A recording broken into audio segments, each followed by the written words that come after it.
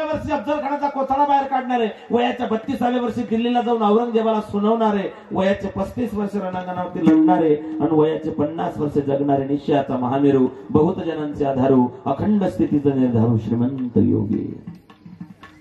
जिजाबाईनं 2 छत्रपती घडवले, छत्रपती शिवाजी महाराज, छत्रपती संभाजी महाराज. आपल्याकडून एक जरी त्या ठिकाणी मायबाप घडवल्या गेलं तरी भरपूर झालं. जिजाऊने हे 2 घडवलेत. राजांना ते संस्कार लावले. राजे जेव्हा औरंगजेबाच्या कैदीमध्ये अडकून पडले, फौलाद खानाचा सक्त पहारा होता, त्यावेळेस राजांच्या मदतीला, राजांच्या सेवेसाठी एक मुलगा होता, त्याचं नाव मदारी मेहतर, आणि ते पोरग मुसलमानाचं होतं. राजाने जाती धर्माची तेळ कधीच निर्माण केली नाही. माझा राजा कोणत्याच धर्माच्या विरुद्ध कधीच नव्हता. दुश्मन के मजहब, मजहबी कलाम, औरत और फकीरों की इज्जत करता है, अशा औरंगजेबाचे शब्द आहेत.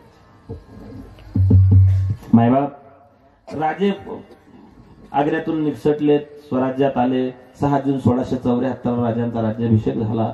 राजानं प्रत्येकाला काही ना काही दिलं आणि मग त्या मुसलमानाच्या पोराला जवळ केलं की मदारी जी राजा साहब यहां हो बेटा जी, क्या तू तुझे तुला काय देऊ? अंबारीचा हत्ती देऊ, पालखी देऊ, सोन्याचं कळ देऊ, मोत्याचा कंठा देऊ?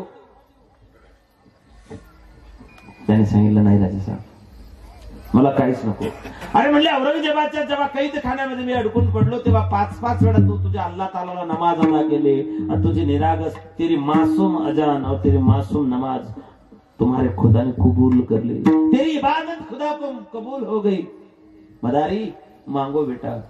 मदारीने सांगितलं मला काहीच नको. राजाने जास्त फोर्स केला तेव्हा मदारीने सांगितलं राजे मला जर काही द्यावं असं वाटत असेल फक्त एकच द्या, 32 मन सोन्याचं सिंहासन तुमचं रायगडावरती आहे. जेव्हा हा राजदरबार तुमचा आटपेल, राजदरबार आटपून जेव्हा तुम्ही आपल्या महालात जायला निघाल तेव्हा या गरीबाला फक्त एकच त्या ठिकाणी मला सेवा द्या, या सिंहासनावरती चादर टाकायचं काम माझ्याकडे द्या, माझ्याकडे दुसरं कोणतंच काम नको. ही मदारीची मागणी. हिरोजी इंदलकरांना स्वराज्याच्या राजधानीचं काम केलं. राजाने हिरोजीला सांगितलं हिरोजी एवढी राजधानी सुंदर बांधून ठेवली, तुला काय पाहिजे काय देऊ? तेव्हा हिरोजीने सांगितलं राजे मला काही द्यावं असं वाटत असेल एकच द्या. रायगडावरती तुम्ही सिद्धेश्वराचं मंदिर बांधलेलं आहे, त्या मंदिराच्या पायरीच्या दगडाला आमचं नाव द्या. का? ज्या ज्या वेळेस तुम्ही या मंदिरात याल तेव्हा तुमच्या पायाचे चरण धूळ त्या नावाच्या दगडाला लागेल आणि आम्हाला आमचं जीवन सार्थक झाल्याचा अनुभव त्या ठिकाणी होईल. आमचं नाव त्या दगडाला द्या. तुम्ही आजही रायगडावर गेले तर सिद्धेश्वराच्या मंदिराच्या पायरीच्या दगडाला नाव आहे सेवेशी तत्पर हिरोजी इंदलकर. या लोकांनी मागणी इतिहासामध्ये आतापर्यंत अजरामर मागणी केली. आपली मागणी काय? संतांची मागणी काय? राष्ट्रभक्तांची मागणी काय? या शहीदांची मागणी काय? ज्यांनी या देशासाठी, जे देशासाठी लढले ते अमर हुतात्मे झाले. सोडिले सुखी घरदार, सोडिला सुखी संसार, ज्योती सम जीवन जगले ते अमर हुतात्मे झाले. आम्ही दिवसभर 3-3 कीर्तनही केले तरी शेवटी मुक्ती मिळते की नाही गॅरंटी नाही. नाही अजिबात नाही. त्याचं कारण आहे मायबाप. त्याचं एकमेव कारण असं आहे आयुष्यभर काय परमार्थ केला हे मेल्यावरती कळतं. माळा किती जाळ घातल्या, गंध पट्टे किती मोठे लावले हे शेवटी गेल्यानंतर कळतं. मरताना कळतं की आयुष्यभर परमार्थाचे काय दिवे लागलेले आहेत. भगवान गीतेमध्ये सांगता अर्जुना जो आपल्या राष्ट्रासाठी, आपल्या मातृभूमीसाठी आपल्या देहाचं बलिदान करतो तो मुक्त होतो. आणि सगळेचे सगळे मुक्त झालेले, त्यांना मुक्ती भगवंतानं प्रदान केलेली आहे. भगवंताकडे मागणी नामदेवरायांची. जन्म हो का भलते याती, पण चुको हरिभक्ती, वास द्यावा पंढरीचा, सदा संग हरिदासांचा. विठोबा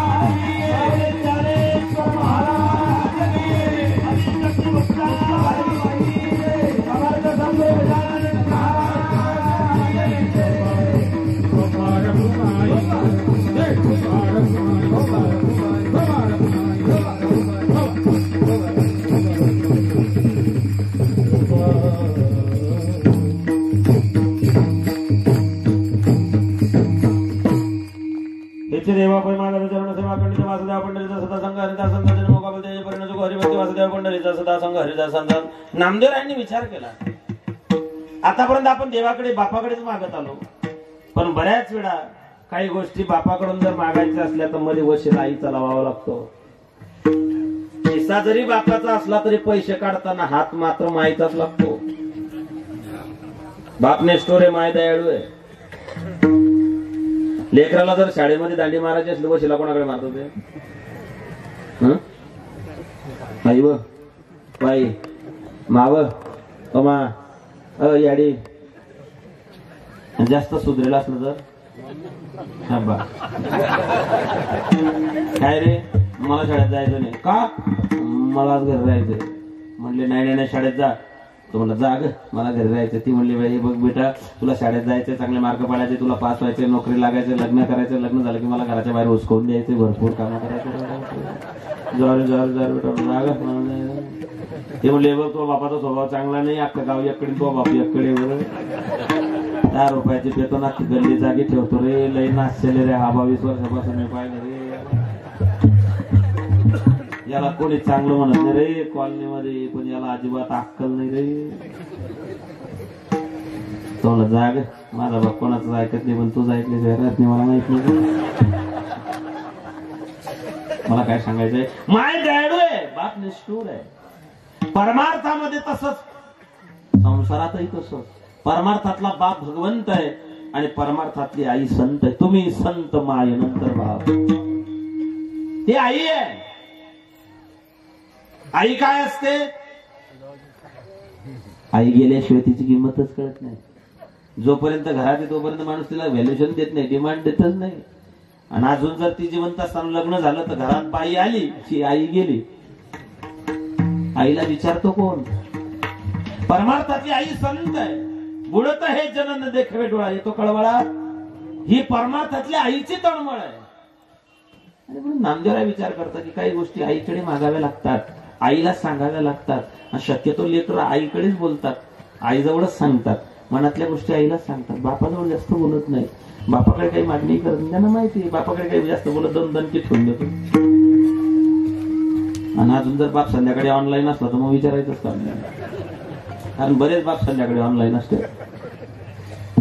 त्याच्यामुळे शक्यतो ते बापाकडे जातच नाही. नामदेवरायांनी विचार केला बापाकडून या मागण्या करायच्या आहे, पण याच्यामध्ये वशीला आईचाच लागणार आहे. म्हणून नामदेवराय शेवटच्या चरणामध्ये